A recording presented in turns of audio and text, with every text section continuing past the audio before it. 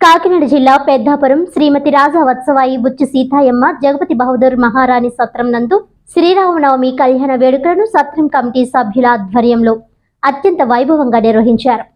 సత్రం కార్యనిర్వహణాధికారి కాట్నం జగన్మోహన్ శ్రీనివాస్ దంపతుల చేతుల మీదుగా వేద పండితుల మంత్రోచ్చరణలతో సాంప్రదాయ పద్ధతిలో సీతారాముల కళ్యాణాన్ని జరిపించారు. అనంతరం పేదలకు భక్తులకు అన్నదాన కార్యక్రమాన్ని నిర్వహించారు. ఈ నవమి కళ్యాణ వేడుకల్లో సత్రం కమిటీ సభ్యులు భక్తులు తదితరులు పాల్గొన్నారు.